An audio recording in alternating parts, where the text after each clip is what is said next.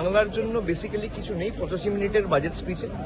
আপনি দেখবেন একটা নিমান্স ইনস্টিটিউট করার কথা বলা হয়েছে, সেটা একটা এক্সট্রা, যেমন ব্যাঙ্গালোরে নিমান্স রয়েছে, আরও এক্সট্রা দুটো নিমান্সের কথা বলা হয়েছে। একটা করা হচ্ছে আসামে, একটা করা হচ্ছে ঝাড়খণ্ডে।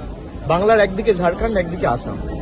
মানে বাংলার মানুষের অসুবিধা হলে হয় ঝাড়খণ্ড যাও, নইলে আসাম যাও, বাংলায় করবো না। বাংলার মানুষকে অত্যাচারিত করে রাখা, বাংলার 10 কোটি মানুষকে যদি কেউ বাংলাদেশি বলে বা বাংলাদেশি মনে করে, সেটা এই দেশের প্রধানমন্ত্রী, এই দেশের স্বরাষ্ট্রমন্ত্রী, এই দেশের অর্থমন্ত্রী মনে করে। তারা বাংলার জন্য কোনো রকম কোনো বরাদ্দ বা কোনো রকম কোনো প্রতিকার বা আর্থিক প্যাকেজ বা সমাধান কিছুই আনেনি এবারে।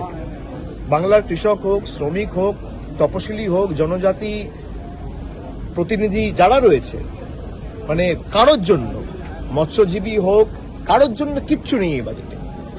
যুব সমাজের জন্য আলাদা কোনো পৃথক কর্মসংস্থানের দিশা বা রোডম্যাপ কিছুই করা হয়নি।